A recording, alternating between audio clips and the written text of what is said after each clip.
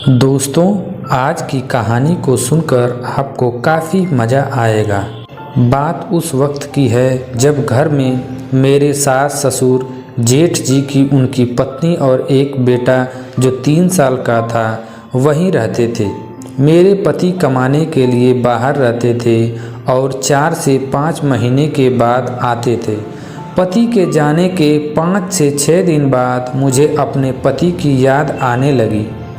उसके बाद जेठ भी काम से बाहर चले गए। उनकी पत्नी यानी मेरे पति की भाभी यानी मेरी जेठानी मुझसे बोली, रेशमा, संजय तो 3 महीने बाद आएगा और तेरे जेठ जी भी शायद 1 महीने बाद आएंगे, तब तक तुम क्या करोगी?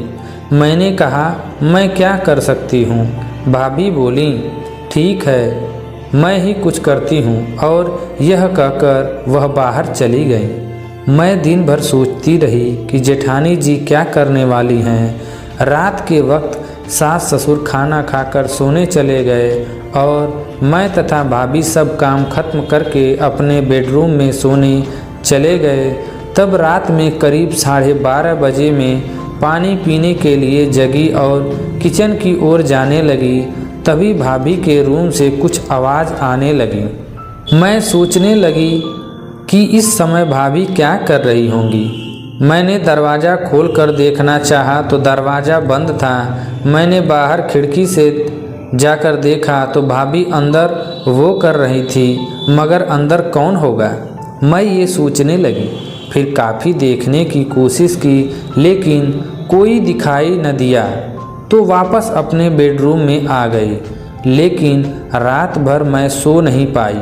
सुबह हम लोगों ने चाय पी और काम पर लग गए। खाना बनाया और कपड़े वगैरह साफ करके जब काम खत्म करने के बाद दोपहर को फ्री हुई, जब सास ससुर आराम करने अपने बेडरूम में चले गए, मैंने भाभी से कहा, मुझे आपसे एक बात पूछनी थी। भाभी ने कहा, हाँ पूछो।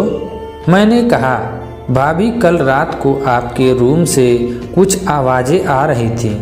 भाभी बोली, यार रेशमा, तुम्हें तो पता है कि मेरे पति बाहर गए हुए हैं और मुझे क्या चाहिए तुम खुद ही समझदार हो। अगर तुमको भी चाहिए तो तुम भी बुला लो। मैंने झट से कहा, भाभी मुझे भी चाहिए। कौन था वह आदमी? भाभी बोली, आज रात मैं बुलाती हूँ, तुम खुद देख लेना। फिर मैं रात का इंतज़ार करने लगी और किसी तरह मैंने दिन काटा। फिर शाम को मैं भाभी के साथ बाज़ार में चली गई और फिर मैंने भाभी से पूछा तो भाभी बोली, चलो मेरे साथ, तुझे मिलवाती हूँ। भाभी मुझे दूध वाले के पास ले गईं। मैंने कहा, भाभी घर पर तो दूध रखा हुआ है। भाभी ने कहा, मुझे पता है।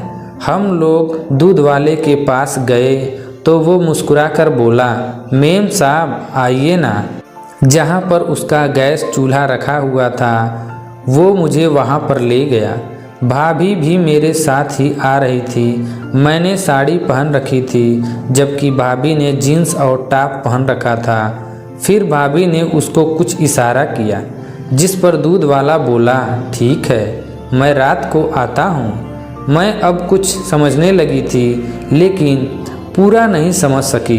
फिर मैंने भाभी से पूछा तो उन्होंने एक आंख मारकर मुझे सब समझा दिया। फिर हमने घर जाकर सारा काम खत्म किया और सास ससुर को खाना खिला कर उन्हें भी उनके रूम में भेज दिया। फिर हम दोनों दूध वाले भैया का इंतज़ार करने लगे। दूध वाला रात में घर आया। 8 बजे के बाद टाइम था। वो पीछे से दरवाजे से घर में आया था। उस वक्त मैं भाभी के रूम में ही थी। जब वो आया तब हम दोनों के साथ मुन्ना खेल रहा था। मैंने भाभी से कहा, भाभी मैं मुन्ने को सुला देती हूँ। भाभी ने कहा, अरे रहने दो। इतने में ही दूध वाला भैया ने मुझे पकड़ लिया और भाभी के सामने ही बोला, मेम साहब, छोटी मेम साहब भी आपकी तरह ही हैं। भाभी बोली, बिल्कुल, तभी तो आपको दावत दी है।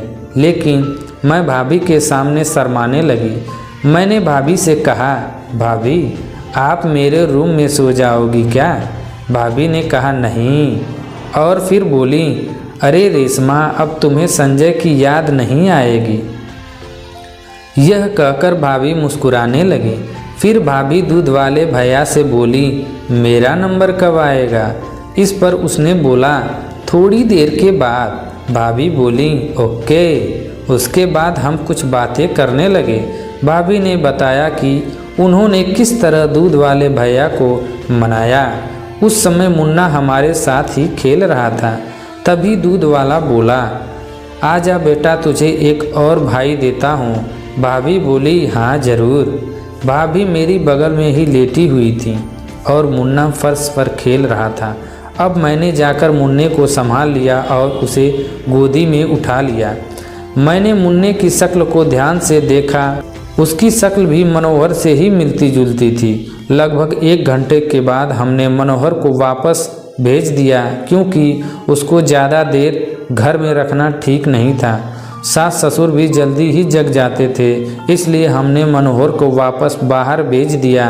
लेकिन अब मुझे संजय जी की याद अधिक नहीं आती थी और भाभी ने बताया था कि दूध वाले भैया अब दूध के पैसे भी नहीं लेते थे, जिस कारण हमारा 1000 से 2000 बच भी जाया करता था और दोनों को खुशी भी मिल जाती थी।